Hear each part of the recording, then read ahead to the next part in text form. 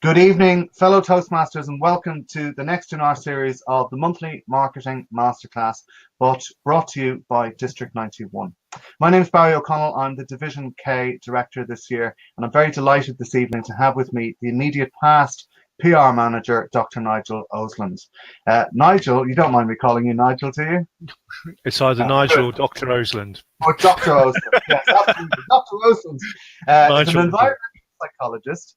He set up his own workplace consulting practice a few years ago, and he has used social media marketing both in his own workplace and also with a brewery that he is involved in and set up, increasing their social media following and more importantly, their revenue as a result of that. So he has lots of experience. He's given a TEDx talk and occasionally runs workshops for Toastmasters about getting paid to speak, which I think we all would like to do at times. But this evening, it's all about social media and how we can use that for our clubs and growing our clubs, our areas, our divisions. So with that, I'm going to hand over straight to Nigel.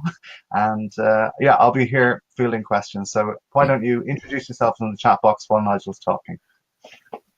Okay, thanks, Barry. And yeah, as Barry said, I was last year's PR manager for District 91 and applied some of the tools and techniques I'd learned around using social media and content marketing to help build our awareness and presence.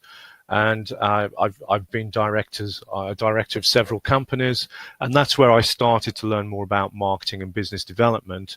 But it was only until about 8 years ago when I set up my own business that I really did need to learn those skills in earnest. Fortunately, my wife is into marketing, so she has given me lots of tips along the way. I even chaired a conference on using social media to build your business. We ran that a couple of times, and as Barry said, I've used the social media more recently in building the brewery business. We through building up our following, we managed to generate about £80,000 a year in direct sales to the public. And also I now run beer festivals, so obviously we're building our presence in those as well. So today I'm going to focus on using social media, but I'll touch on other marketing elements as well. And I'm going to look at Facebook in particular. Obviously, there's lots of platforms, but I think Facebook is a good one to start with. And I will be giving you practical tips. So I'm going to switch over to the slide presentation, so you don't have to see me anymore. And I'll be using that, but I will also be showing you some live web demonstrations as well. Okay, let me just get this going. Okay, we've done that. You can see our agenda. So we've done the intro, said some basics in marketing, then I'll talk a little bit about Facebook in particular and some other social media. And then I'm hoping to leave time for questions at the end, which Barry will help me with. So the one thing that I always refer to is this idea that there are 7 touch points in marketing. And what they mean by touch points, people have to see something 7 times in order to take an action. You could call it triangulation or septangulation to give its proper word. And for us, action is getting people to come to a meeting, getting them to subscribe to our emails, or ideally, ultimately, to take out membership.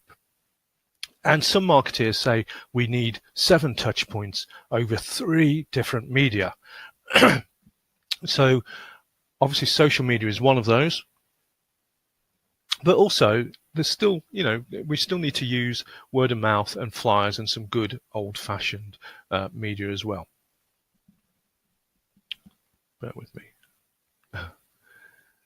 Just realized my keyboard doesn't work when I do this. Over the years, marketing has moved from outbound marketing to inbound or content marketing. Outbound is what we would have been used to in the past. It's very salesy. It's about using websites, adverts, and those horrible telesales callers to promote your business. It's all about buy me, buy me.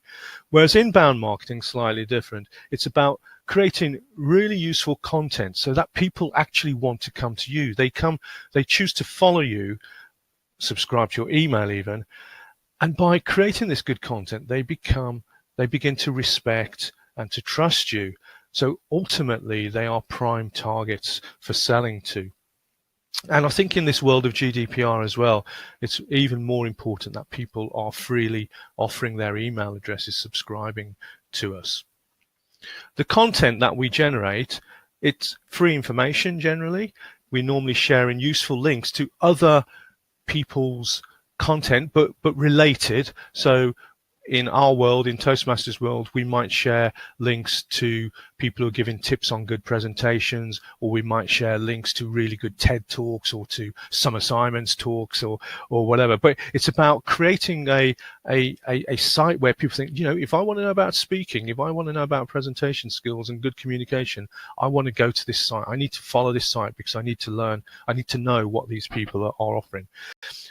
Also, we're going to give them links to offers and links to our events, links maybe to our own content, our own blogs, and ultimately we will of course be giving them links to things like events, contests, and subscription. And it's about, you know, we want them ultimately to subscribe and to join.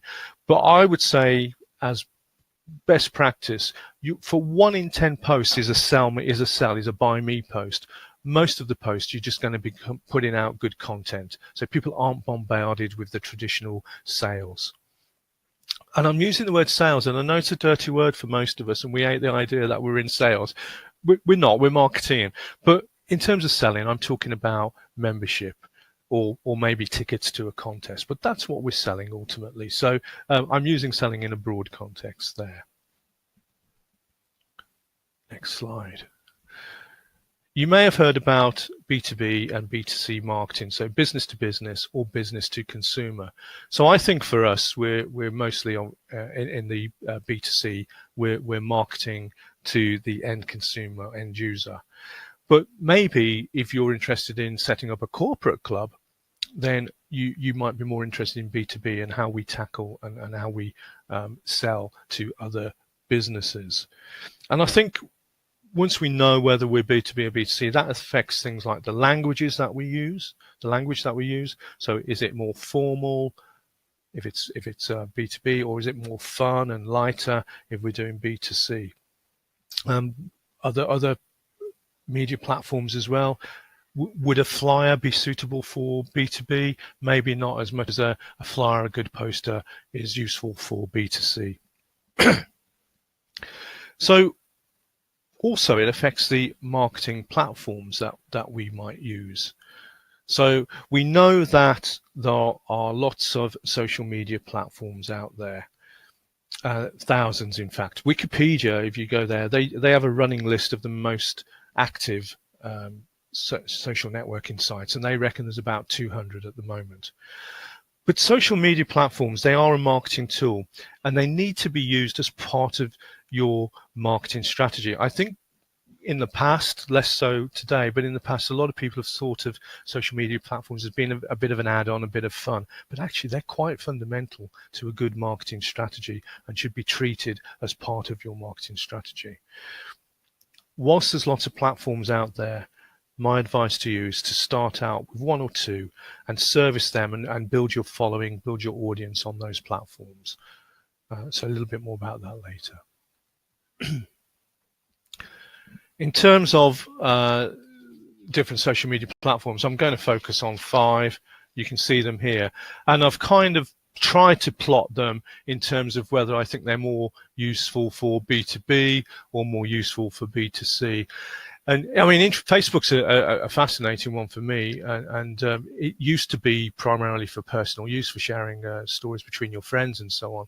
But nowadays, the corporates, the marketing people, the advertisers, they are using Facebook in more earnest.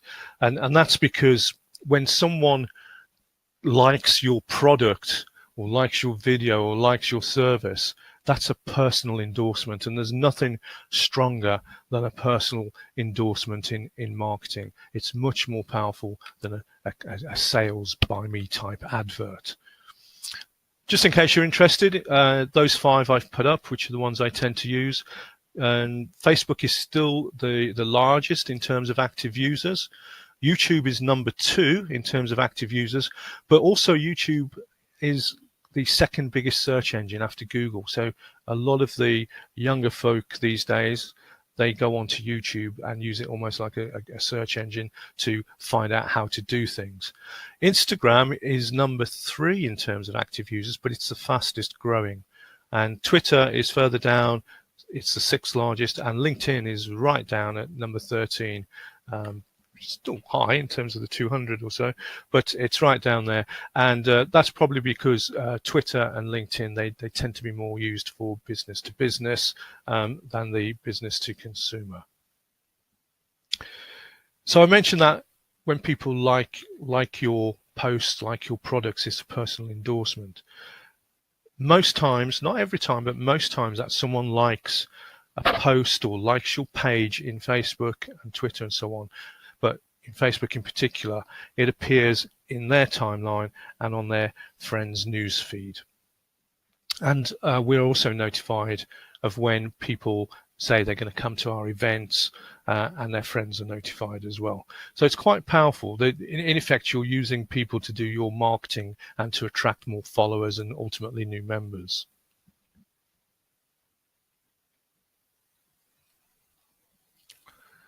But there are other useful social media marketing platforms.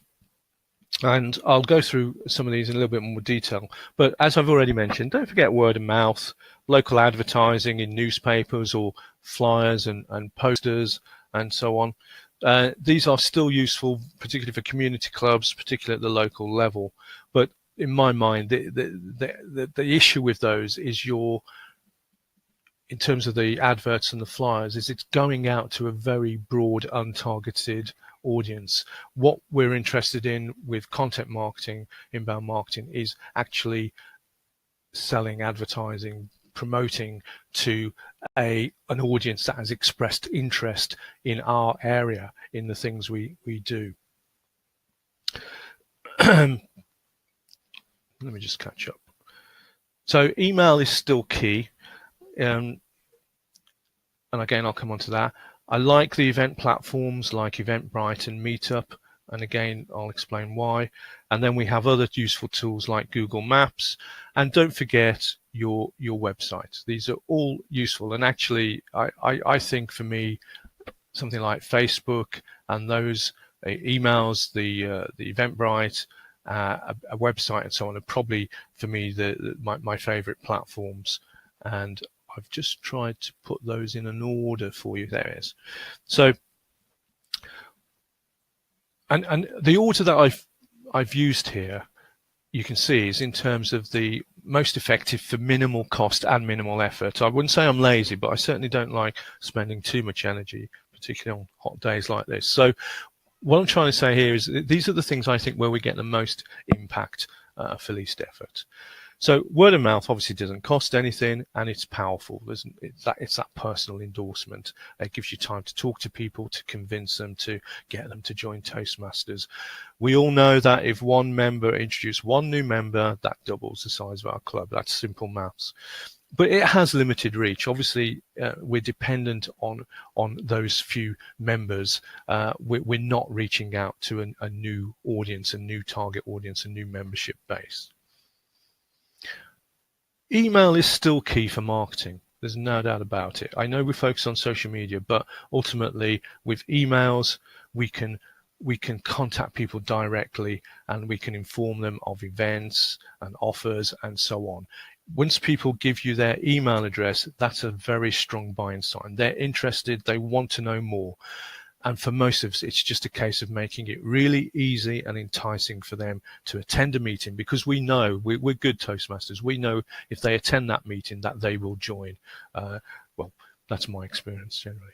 So it's all about getting those people to the meeting. And if they've given us our email, that is just great, especially as it gets around the GDPR, as long as we know how they subscribed and we keep a track of how they contacted us, then it's all above board.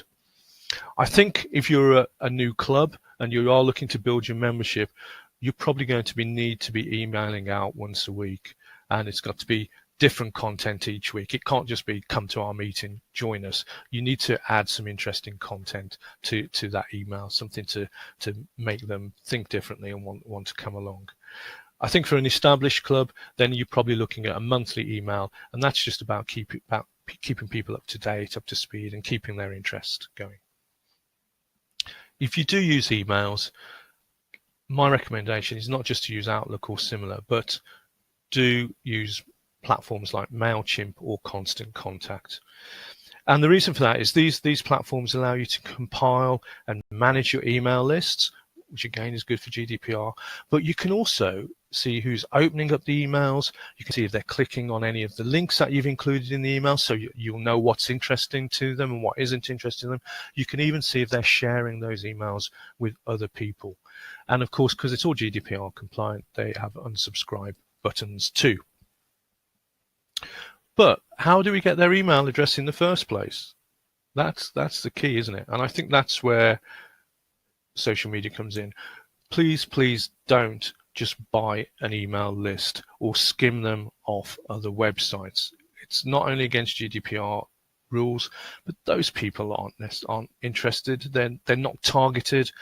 We're just fishing for people rather than actually pinpointing the people that we know are interested in what we're offering. So use your inbound marketing techniques, because we want the people that submit their email addresses to be the ones who trust us and therefore are interested in joining us. And I say that's where social media comes in. We can use platforms like Facebook to build an audience. Through good content, we attract our followers, and we can convince them to subscribe to our email list, attend our meetings, and ultimately join. And that's my key focus. And I say Facebook because it's mostly free at the moment. There's no joining fee to it. We'll talk about Boost later, which you can pay for. But right now, it is a free platform for us to use, so use it. As I said, I do like Eventbrite and Meetup. They're great for advertising upcoming events and meetings. Eventbrite is free if you don't charge for the event. If you do charge for the event, it will skim off a little commission. Meetup has a monthly subscription. I think it's about £8 a month at the moment, but you can share that between 3 clubs. So in one area, maybe three of you join together and then advertise your 3 clubs. And what I like about the reason I like them is that they actually act as search engines as well. So what I've noticed is that I've just set up Stevenage Speakers, and if you type in Stevenage Speakers, Eventbrite came up. It was right at the top. So it's got really good SEO. But also when people go onto Eventbrite and Meetup and they browse and they say, oh, I'm interested in a meeting on speaking in London, it will actually say you might want to try these other meetings nearby. So it actually helps to promote your own meetings as well. You will eventually require a website, and it's just somewhere to collate all your useful information. You can put all the where you meet, when you meet, all that kind of level of detail. And if you're creating your own blogs, your own content, then again, it's a place to post that content. You could use blog sites as well. I use Blogger, but a lot of the websites these days support that. So I just want to switch, and this is going to test me, Barry. I just want to switch to looking at Stevenage website for a minute. Bear with me, folks.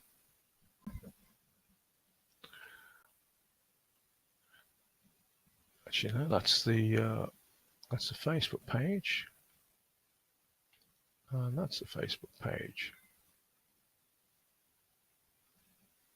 Okay, let me. Sorry, folks. I thought I had it open.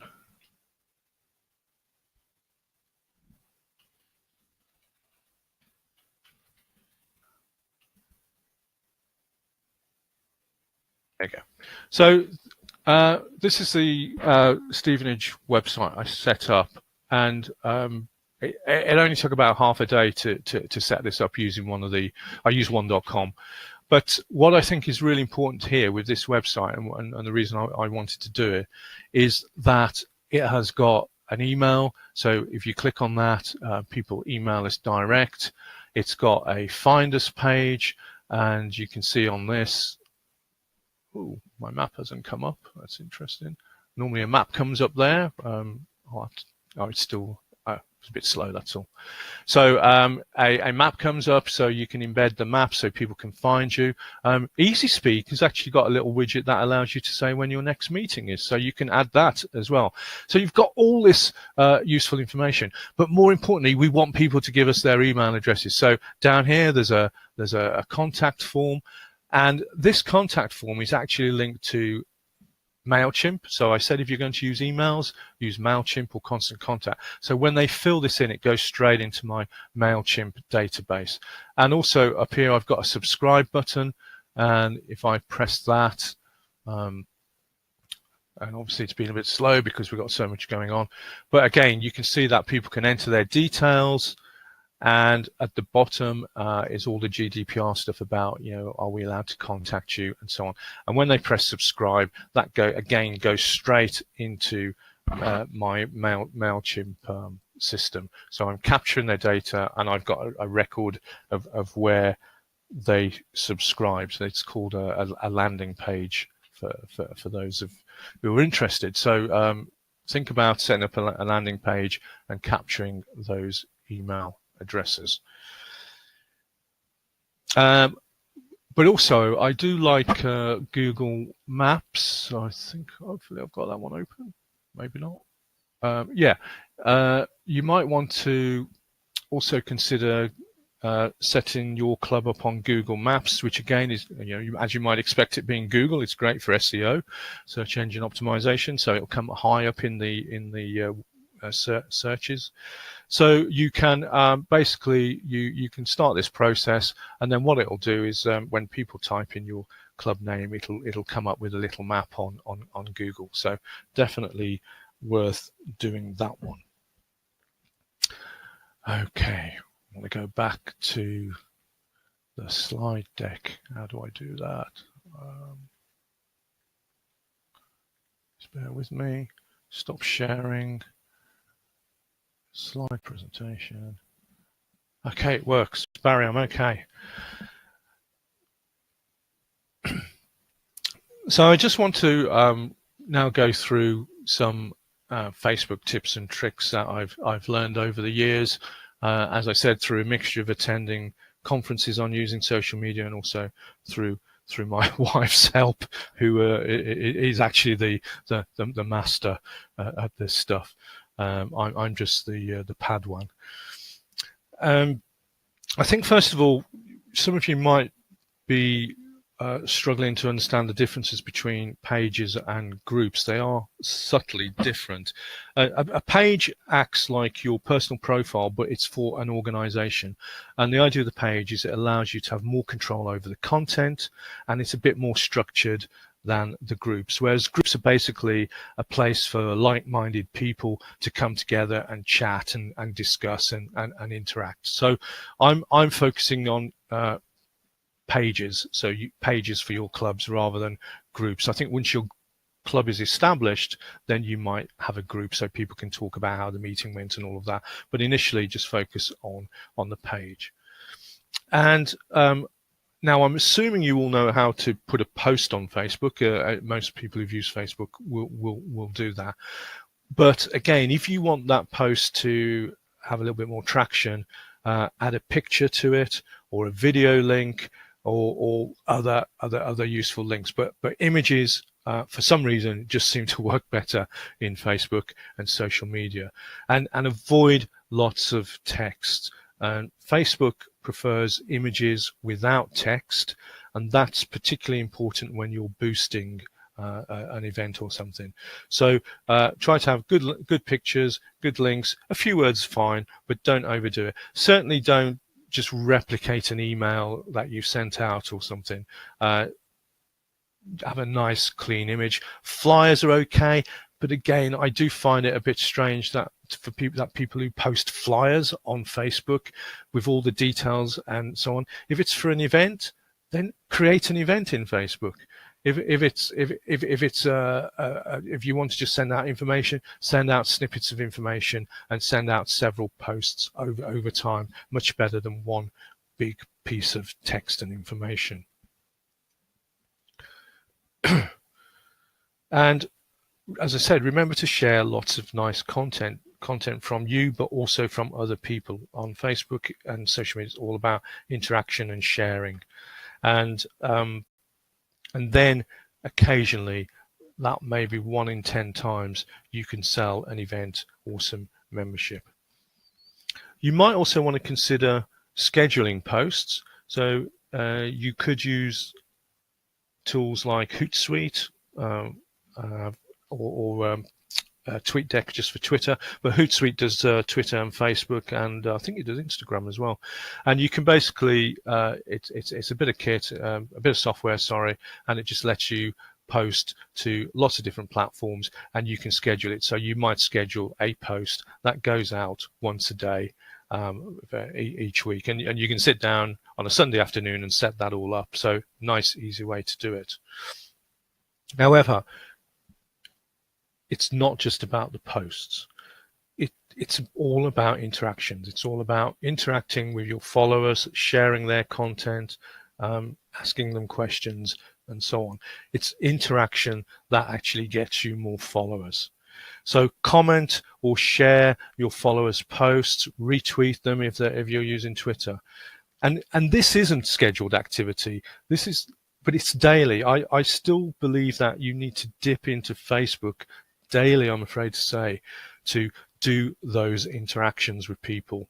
And because I'm dipping in and out of social media all the time, I tend to use the apps. So don't have to do it while I'm at my PC or Mac. I can do it whilst I'm on the move. So I tend to use the apps, and when I'm on the train or the bus, or when I'm just got some free downtime, having a coffee or whatever, then that's when I'll dip in and out of social media and do the interactions with other people. Asking questions is really good technique. If you ask questions, then people will answer you, and that's an interaction. And if they answer you, then other people might see that they're answering you. And even better are competitions or quizzes. And at the brewery, I ran a few years ago now, one of the first competitions I did, there was a catchphrase competition, and we ran it for, I did it every day during December up to Christmas. And it just got us so much of a following, just helped build our following, because everyone was joining in, and we offered the winners a free pint, which they had to come to the brewery to get. And of course, because they came to the brewery, they were then, oh well, while I'm here, I might as well buy something. And they came to the brewery shop, and we sold them loads of stuff. So that was a particularly good competition that we ran, and as I said, it really did improve our following. I'm trying to find it. Sorry, I'm just going to do this again. So let me share, and so I'm assuming you can see. So it was a catchphrase competition. And you can see how people joined in down there. That one had 6 comments. That was actually, I think this was one of the first ones, so not one of the best. But basically, they were catchphrases, and they're all to do with hairs. So this was splitting hairs. So I'm just doing this as a bit of a break for me. Oh, this was a bit of a weird one. I don't think many people managed to get that one. And of course, we didn't tell them if they got it right or wrong. We just kept them waiting because we just wanted more and more people to join in. But that was Red Adair. Add hair. So Nigel, we're still seeing your webinar jam page. Oh. Okay. Thank you, Barry. Say stop sharing. Turn screen. Hold on, let me try it another way.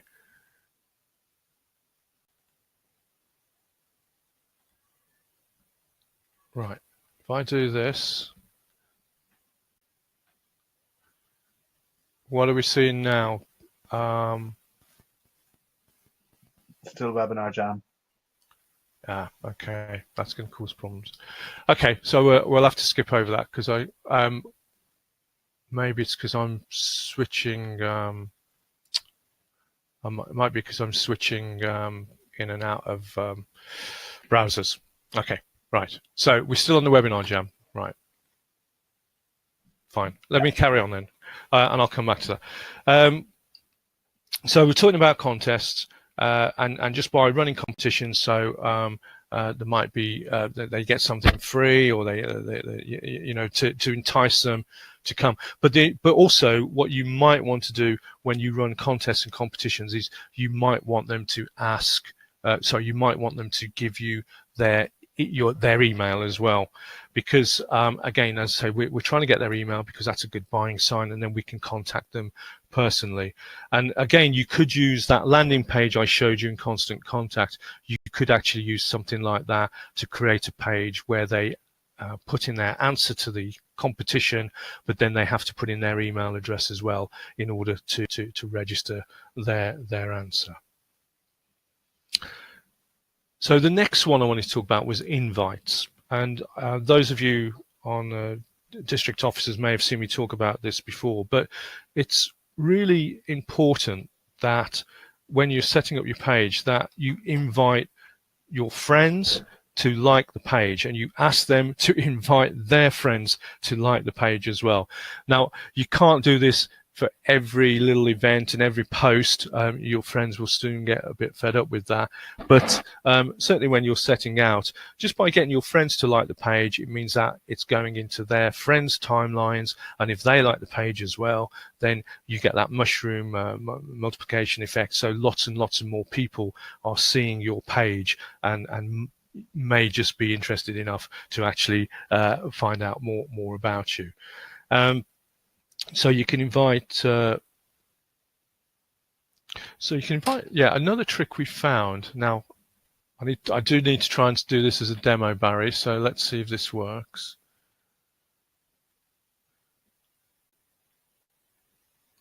Okay. So can you see? Facebook. Can you see that? Yeah, you can. Okay, good. Right. So we're good this time. So a little trick is I'm just trying to find a post where people have liked it. So if you not many on that one. You can see how many people you've reached, but I'm particularly interested in people who have liked things, because if they like it, then it will go into their friends' timeline. So that's particularly good. When you get down to like this one, you can see quite a few people liked and shared it. So if you click on that, just wait for that. So you can see it comes up with this page, and on this page it actually tells you. So where it's highlighted, this grey, it tells you the people who've liked your page already. If any of those aren't grey, you can see one here where Shaheen, for some reason, hadn't liked our page, so I've invited him to like the page, and once he's liked it, that'll change. But I can't keep inviting him. I can only invite him once.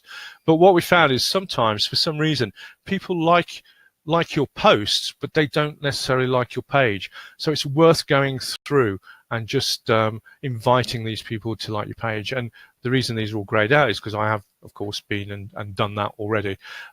If another page likes your page or post, then you can reciprocate and like theirs.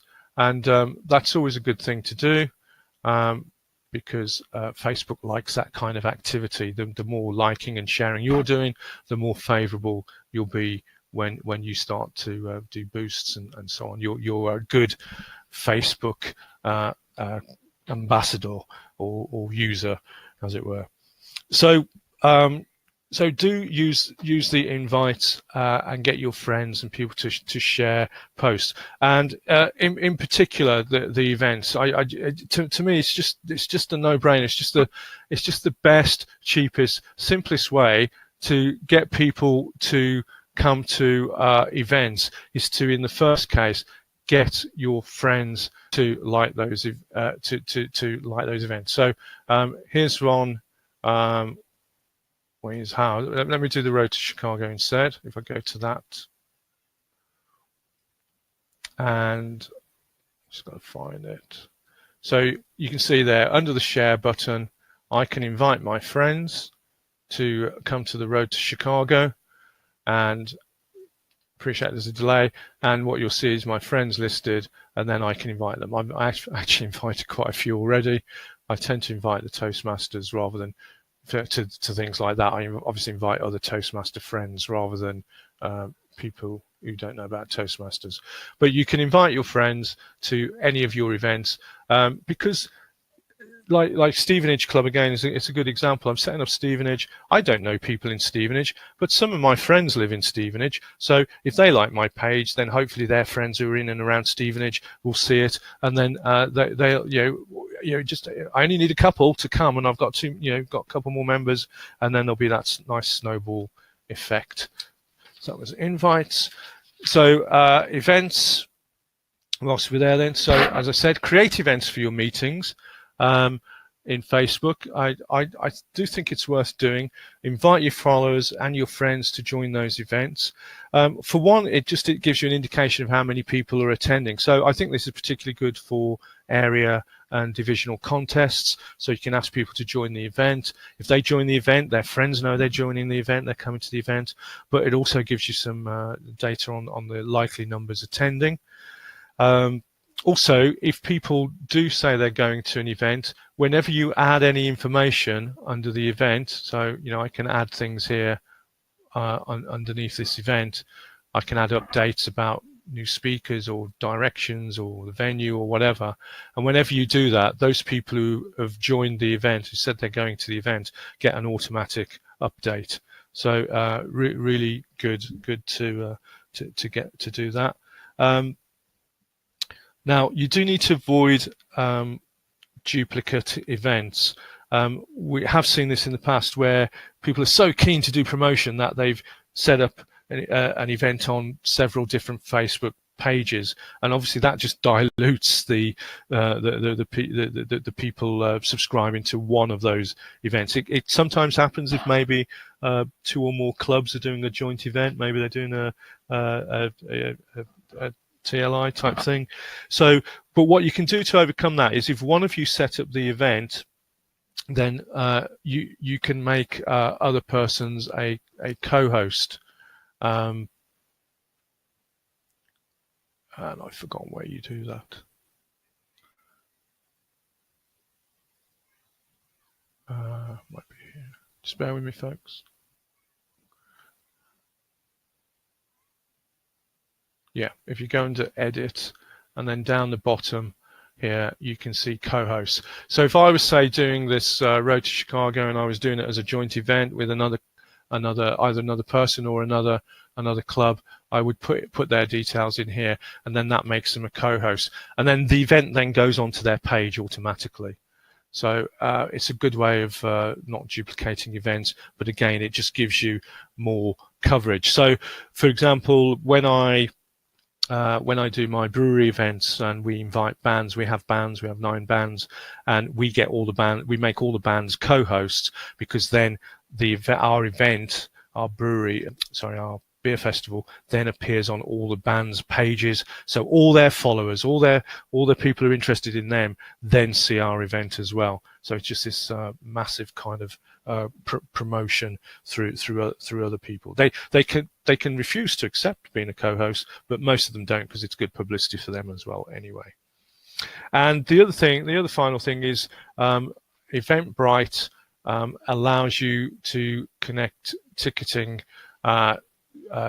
directly to Facebook. So I do this through Stevenage one. Find an event.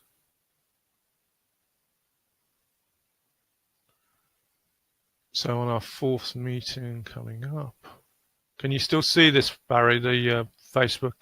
Yep. Yeah, good. So you can see now I've linked the ticketing on Eventbrite through Facebook as well. So basically, it means that people can get tickets without leaving your Facebook page. So and it's just nicely joined up. So that's why I'm a bit of a fan of Eventbrite at the moment as well. Definitely good for awareness.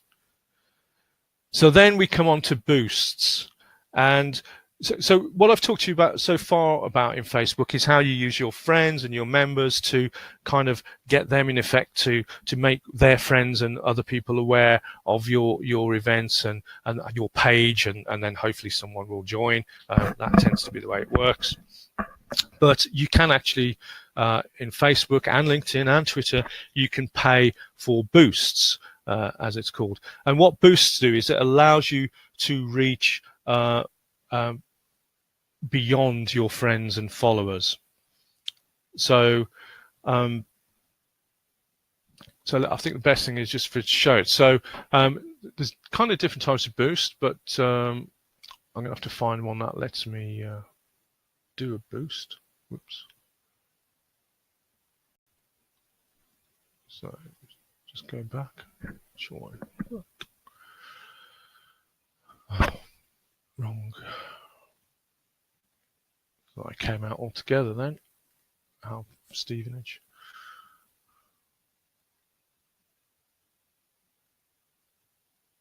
Yeah. So you can see I've just clicked on the events tab on the Stevenage Speakers Club. I've got my fourth meeting, and then I've got a little tab where I can boost the event. So press that, and it's quite the boosting is pretty good. I mean, you can choose. You can see here you can choose the people to boost to. So you can actually just boost to people who are already followers of your page. So when I was working on the Toastmasters UK and Ireland page, if we were boosting to, say, the Road to Chicago, we would boost to the followers of that page. There's 3,000 followers on the page. It's an internal event. You boost to them.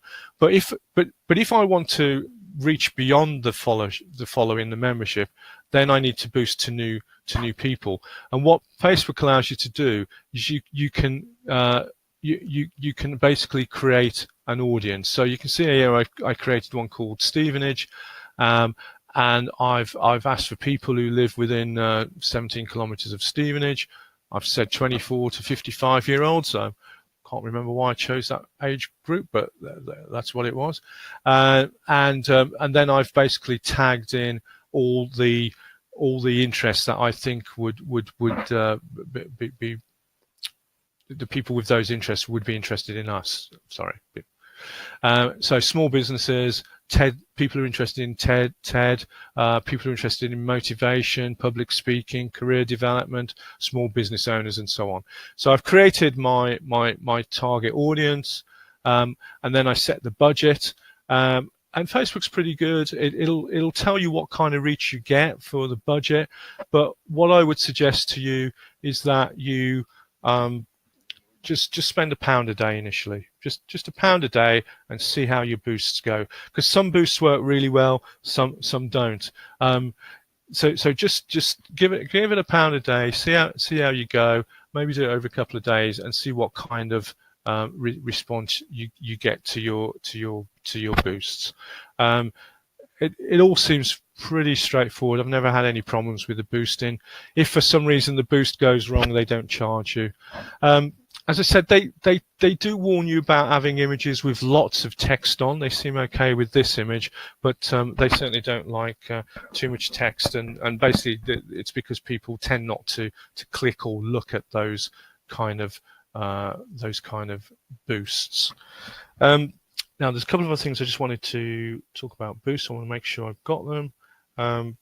So we don't know why, but we found that boosting an event, so here, this is the event, and I was going to boost it, and we found that is less effective than just boosting a post which talks about the event.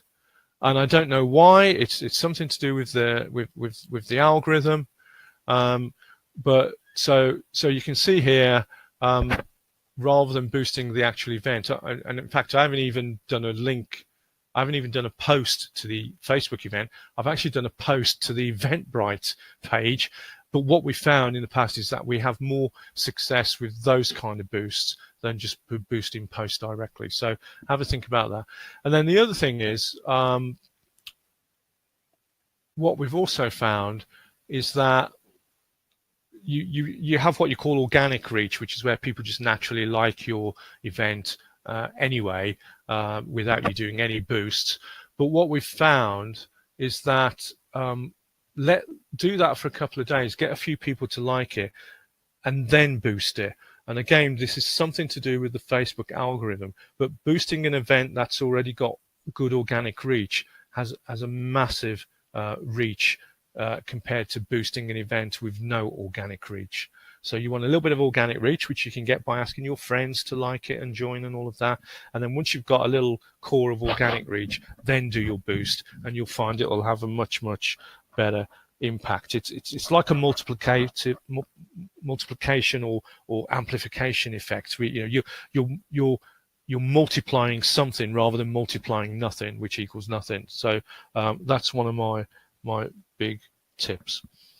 And then finally, I just want to talk about groups, and I call it hijacking groups, which you can certainly do within Facebook.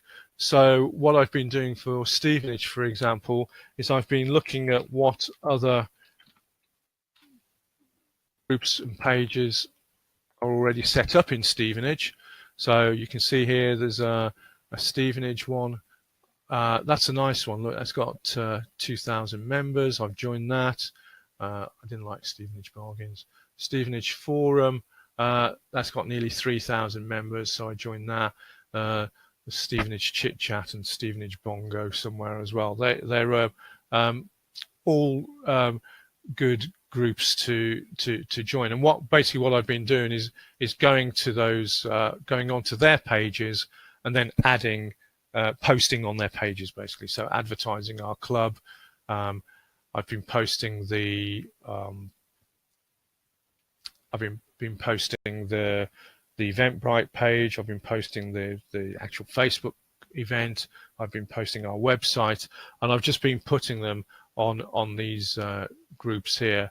And a lot of our members have come by seeing us on these groups. And of course, they see us on more than one group. So it's back to that 7 points of contact. They're seeing us in different places, and these people are doing things. I've seen them on several groups. I've seen posters. I've seen flyers. They've got a good website.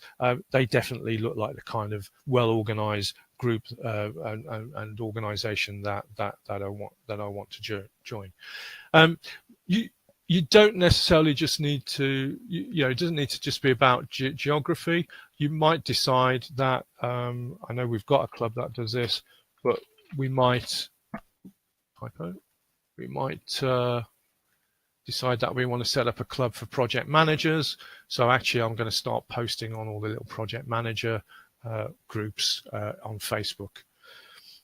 And that also applies to other social media as well. I'm not going to go through all the other social media platforms, but again, the one thing I would certainly recommend if you use LinkedIn is to look for those groups.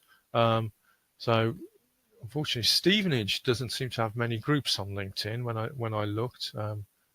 That's people. Just click there, go to groups. So there's this one, Stevenage, with 343 members, which was actually set up by one of our Toastmasters anyway. So I don't know why, but why Stevenage doesn't seem to like LinkedIn. But certainly you can imagine if you type in project manager,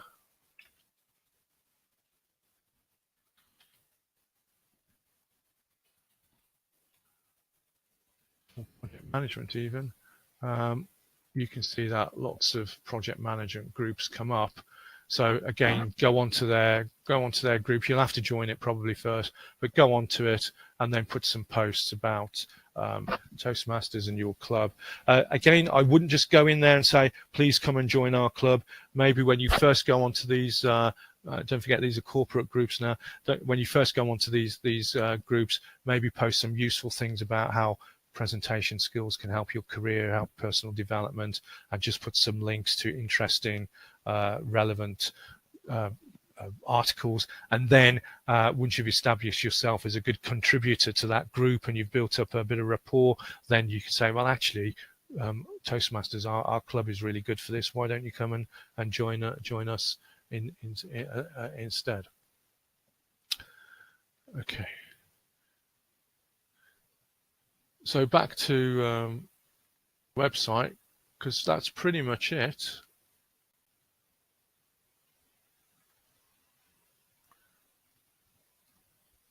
And I'm ready for any Q&A with the little bit of time we got left. So I did run over a bit, didn't I, Barry?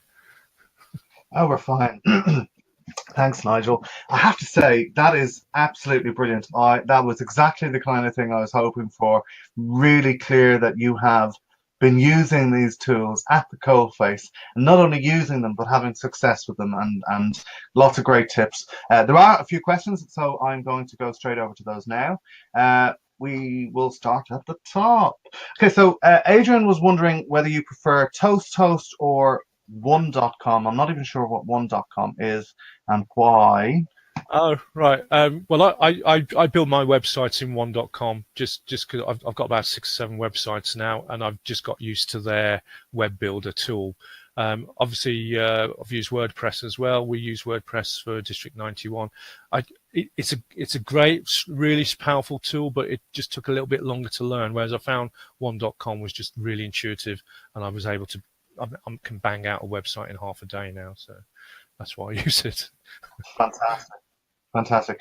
Just for the benefit of everyone, if you have questions now that you haven't already written into the chat window, please do that now. Toast versus other things, because I think that could be a whole other subject on its own. Rory has agreed that he will come back and do a webinar again on that. So if I skip over any Toast questions, that's the reason, because I think there's just too much content here today that is, really interesting and relevant, and I want to get into that. So Rory has a question about meetup events versus Facebook, and I must admit this is something I'm interested in as well. Really, I did not know that you could integrate Eventbrite as you demonstrated. Is there anything like that for Meetup? I don't know. I'd be surprised if there isn't, but the reason I don't know is because I'm not prepared to pay £8 a month to use Meetup. So, and I've not managed to convince another 2 clubs to get together. I think if I did use Meetup at our home club for a while, and whilst we found that there was lots of interest, we didn't get many conversions. So it seemed to create interest, but not the conversion. And I think it's because people on Meetup, it's still quite a scattered audience, whereas your own specific event, Bright event, people are either coming to it or they're not. I love Eventbrite because you get their email addresses as well, so they go straight into the database, and we've shown where you've got them from. If they've subscribed to Eventbrite, they've subscribed to you. So I can't answer that, but that's why I use Eventbrite, not Meetup personally. Yeah, I think that's our experience as well, and I know from other things that there's a lot of people who surf meetups for free nights out, and they're not necessarily interested in then having a non-free night out. So that's interesting. Yeah. Just on that subject, if I set the event up in Eventbrite, do I also have to set it up in Facebook and link them, or is there some way of making that a bit more streamlined? It works both ways. You do have to set it up on both sites, right, but you can link it in Eventbrite or you can link it in Facebook. I've actually found it's easier to go into Facebook and link it, just because then you post in the URL. Whereas if you're in Eventbrite and you want to link to Facebook, you have to find the website, the page, and it's a bit more complicated. Right. But you still have to have the 2 platforms, and you still, cause they require different data, don't they? So, and different information. So you still have to go through that, but it's definitely worth linking them. Sure, I really like that idea. I really do, and it's making me rethink, because we in our club use Meetup, but it's making me think, oh, Eventbrite might be the way to go, actually, especially where you were talking about the SEO optimization around that. So we have a question. If you've got Meetup and you've got a license for it, carry on using it anyway. But Eventbrite's free unless you're charging for the event contests. But it's only a few percent. I mean, it's still worth it because I agree. You get all the information. Yeah, no, fantastic. So Daniel has a question about if your club already has a well-established group which does not allow boosts, would you recommend setting up a Facebook page as well for your club? Yeah, yes. Again, it's that difference, isn't it, between the groups and the pages. And the pages for me is definitely, as the PR manager, I'd want a page because that's where I'm going to be doing my marketing and my boosting. The group is a bit of fun and it's where people can interact, but it tends to be for the members rather than for finding new members. So I would say yes. It's not quite the question, but if you can actually merge Facebook pages now. So if you've maybe had two clubs and then you become one club, you can merge the pages, which is a new feature they're doing. But not quite what the question was. No, so does that mean, just on that, sorry, does that mean then that you would get both sets of followers into one? Yeah. You don't lose them? Oh, that's fantastic. That's useful to know as well. So Rory has a very, very relevant question and one that appeals to my heart. He says, it sounds like all of this takes a great deal of work. What tips do you have for streamlining it and maybe making it a little bit more manageable and reducing the load? Right. Yeah. It is.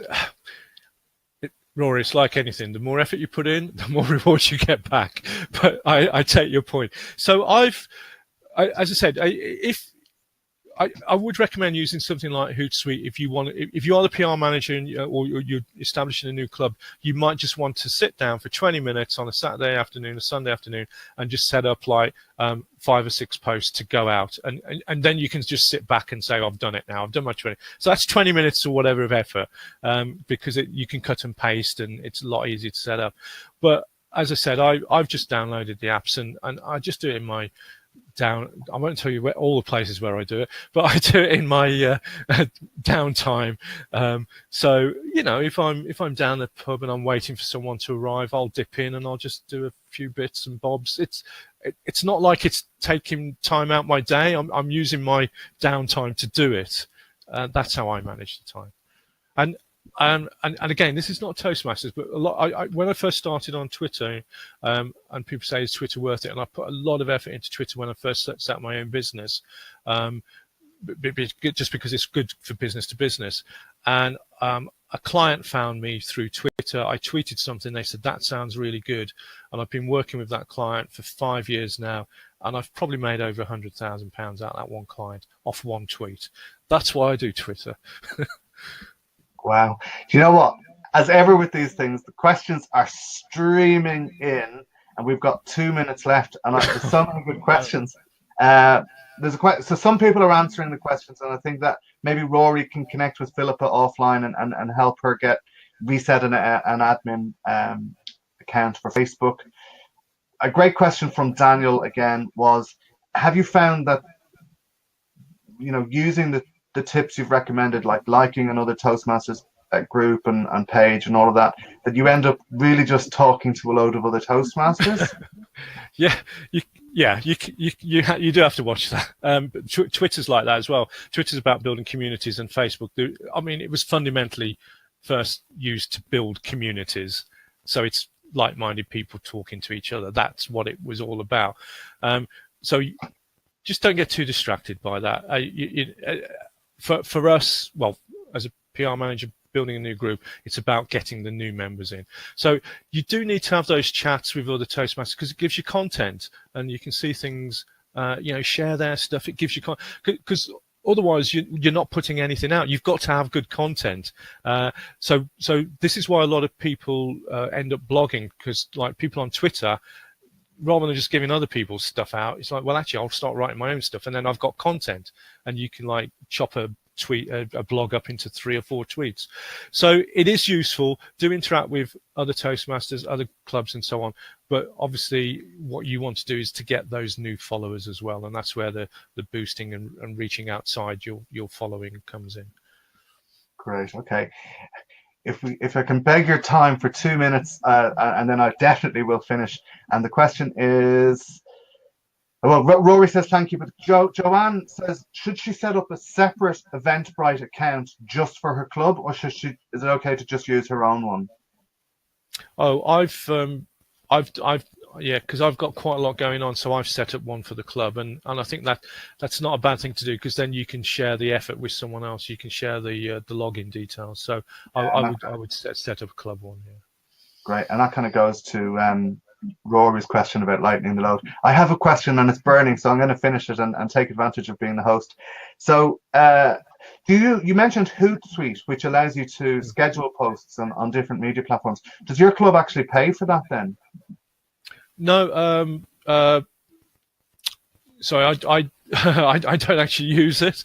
Okay. I used to use it when I had the brewery. We used it, okay. And we thought it was worthwhile. But I haven't used it at club level. I used to use TweetDeck, but that's limited as well. I'm doing it the old-fashioned way, and I just kind of. I mean, you can schedule on Facebook. You can schedule on Twitter. It's just that then you're doing it in every different platform. But what I tend to do is write them out in just a Word document or something. So I've got the text. So I might sit down and write them all down in Word, and then during the week just kind of cut. Well, not even during the week, but just cut and paste them in when I need to, just to save the whatever it is, 10 quid a month or whatever. I can't remember how much it is. So, Nigel, we have run out of time. That was outstanding. Really loved it. And I speak as an incoming VP PR. You know, I always know I need to use social media, but actually just how do I do it? What do I do? What do I do? And we've covered that. I found it really useful. I'm sure everyone else has as well. Thank you so much for your time and sharing all of your experience, which I just have to reiterate. This is experience that has not just been used in Toastmasters, but this has been used in the real world to make real money. And I love the fact that we can use those skills in Toastmasters and learn those skills and maybe use them outside of Toastmasters as well. So thank you very much for that. Yeah, definitely help with your personal life and your work life, definitely. Absolutely. Just as a reminder for everybody, we are back next month for our next monthly marketing masterclass. That will be on the 19th of August. We will be having our current district PR manager, Seema Menon, and her presentation will be about the single stitch pitch, which I believe is a little bit like an elevator pitch, but you don't have an awful lot of time to make your case. So you can come along and find out how to make the most of that time. I'm sharing with everybody now an opportunity to register for that if you have not already. Meanwhile, all I can say is enjoy the sunshine. Thank you very much for joining us. And once again, thank you to Nigel. Thank you all.